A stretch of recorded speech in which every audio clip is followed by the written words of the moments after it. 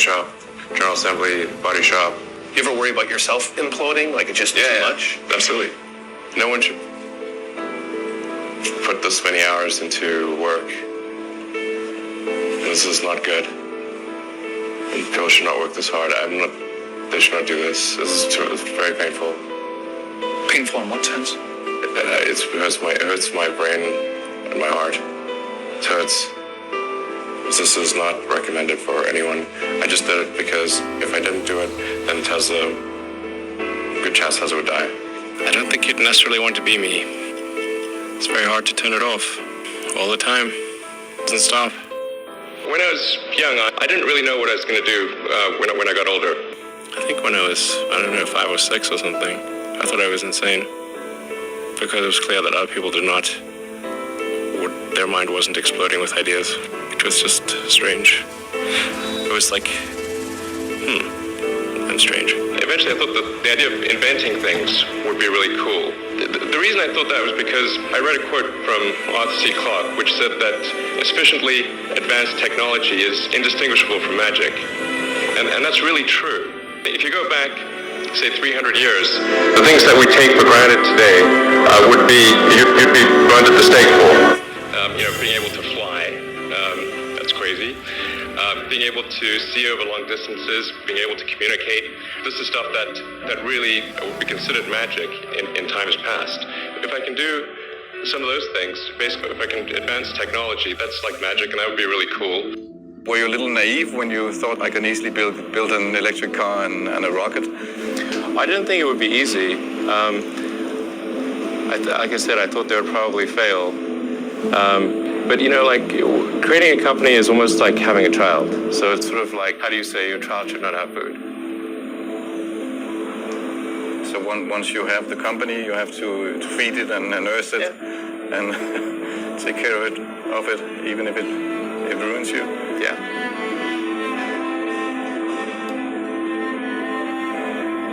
But I suppose there were some tough times in end of 2008. How did you get through that period of crisis? Yeah. 2000 and... Can we just break for a second? Sure, of course, yeah. You want to wait a little while?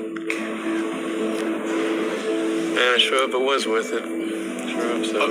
Sure hope it was worth it. One of the most difficult choices I ever faced in life was in 2008. I think I had maybe $30 million left, or $30 or $40 million left in 2008. I had two choices. I could put it all into one company, and then the other company would definitely die, or split it between the two companies. But if I split it between the two companies, then both might die. And when you put your blood, sweat, and tears into creating something, building something, it's like a child. And so it's like, which one am I going to let one starve to death? I couldn't bring myself to do it, so I split the money between the two. Fortunately, thank goodness, they both came through. With Tesla, we're like trying to make things that people love.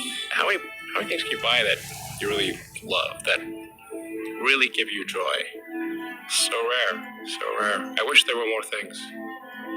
That's what we're trying to do. Just make things that somebody loves. Yes, doing something useful for other people that I like doing. Generally, starting a business, I'd say, number one is have a high pain threshold. That's it. There's a friend of mine who's got a good saying, which is that starting a company is like eating glass and staring into the abyss. That's generally what happens. Because when you first start a company, there's lots of optimism, and things are great. And then, so happiness at first is high. Then you encounter all sorts of issues, and happiness will steadily decline. And then you'll go through a whole world of hurt. And then eventually, if you succeed, and in most cases you will not succeed, and Tesla almost didn't succeed, came very close to failure. Then if you succeed, then after a long time, you will finally get back to happiness. And I want to know, what is the one thing that has surprised you about your life? Well, I'm surprised by the whole thing, honestly. I certainly didn't expect for any of these things to happen, honestly.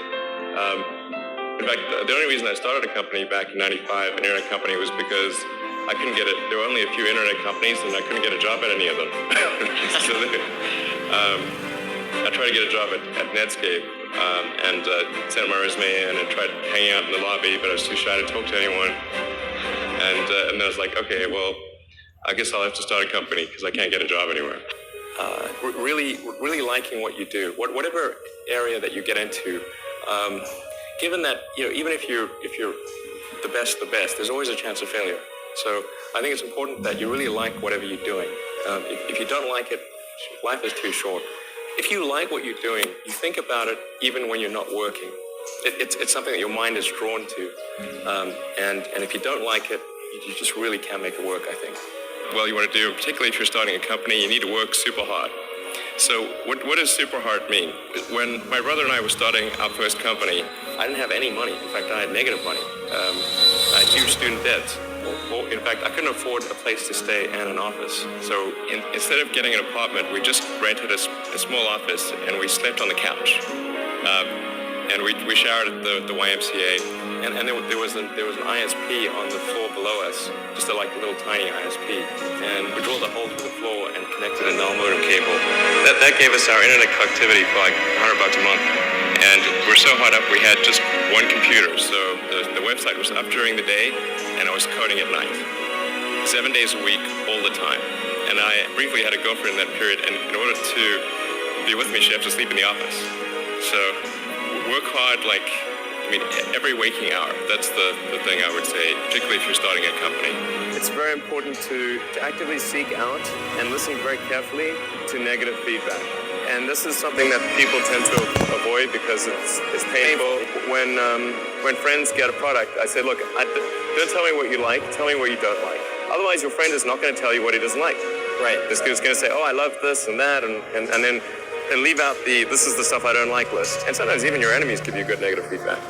So I actually went to Russia 3 times to look at buying a refurbished ICBM.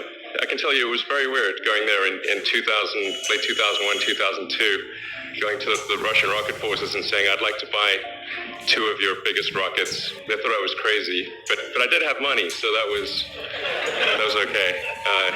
One good friend of mine collected a whole series of videos of rockets blowing up and made me watch those. He just didn't want me to lose all my money. For SpaceX, the first 3 launches failed.